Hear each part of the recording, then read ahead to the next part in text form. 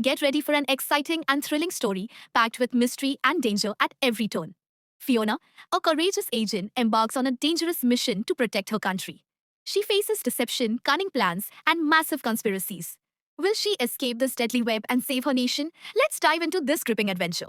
As the episode begins, we see Sylvia assigning Fiona a mission. She says, "The man in the photo you're holding is named Shargio Ashtaki. He's an executive in an economic committee and has links to military soldiers.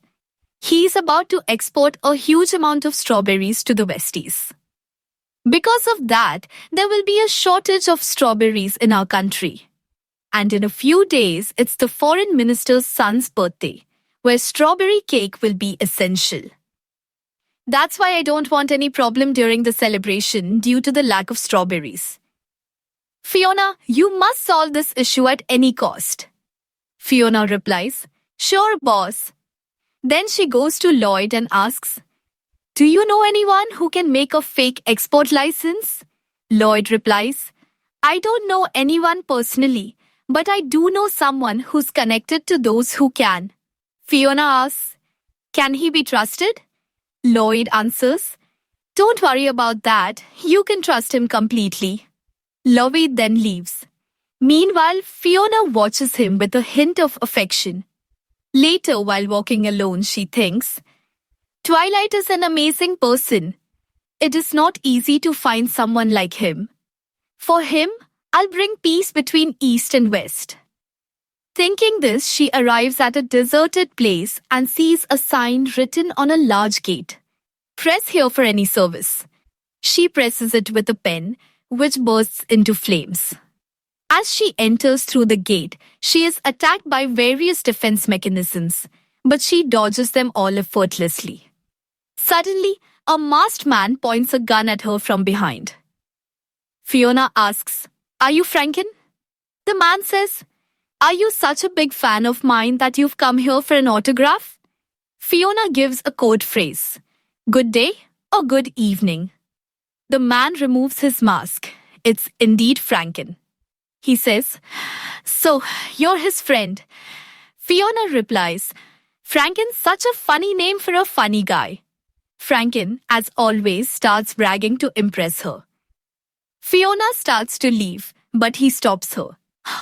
Fiona says, "To get my work done, you'll need a government stamp." Franken replies, "Forget about all that, just tell me what you need. I'll have my friend do it, no big deal. Tell me what document you need and how much you can pay. Also, what's your favorite food? Do you like movies?" Fiona says, "I'm not telling you anything. Just set up a meeting with your friend and I'll make the deal myself." Franken asks, "Why should I trust you?" Fiona responds, "I don't have much time. I want to meet your friend now. And remember, if you don't help me, I'll send you to jail. So do as I say, or else." Franken says, Okay, just hear me out. Without me, you'll never meet Collinter Fighter." Fiona grabs his hand and drags him to a nearby nightclub. Franken says, "If things go wrong, it's my fault. Since the secret police found out about him, he hasn't stepped out of his house." Fiona replies, "If he refuses to talk, I'll take that as my answer." She tries to go inside. Franken says, "Wait, you can't just walk in there like that." Fiona says, "Then give me a fake identity." They both change their appearance and pretend to be a couple. Franken asks, "Ready, baby doll?" Fiona replies, "Yes, honey. And if your plan fails, I'll shoot you."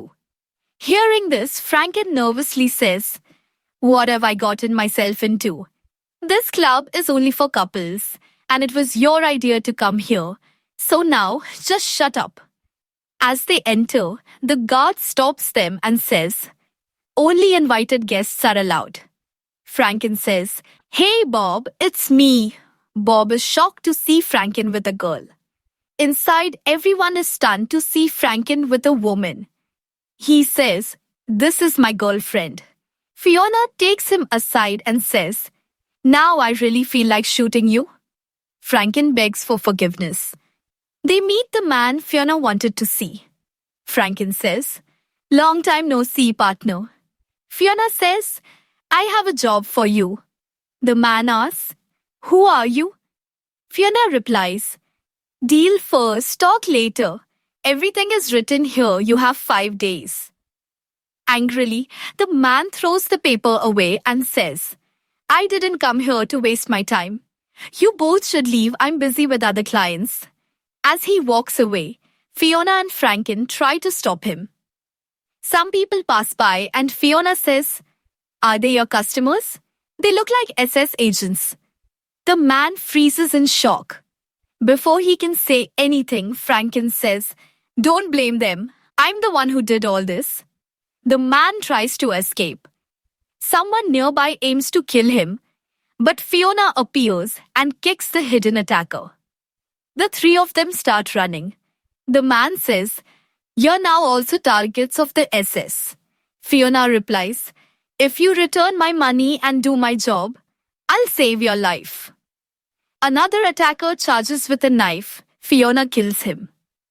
Franken says to the man, "You can trust this girl." Then a hidden sniper tries to shoot them. Franken pushes Fiona to save her, even though she had stabbed his hand earlier. Fiona says, "We must go to 13th West and hide there." Franken says, "That area is full of SS agents, but there's a secret path we can take." Fiona says, "Finally, you're useful for something." Franken replies, "Don't underestimate me." Fiona asks, "Why are you helping us?"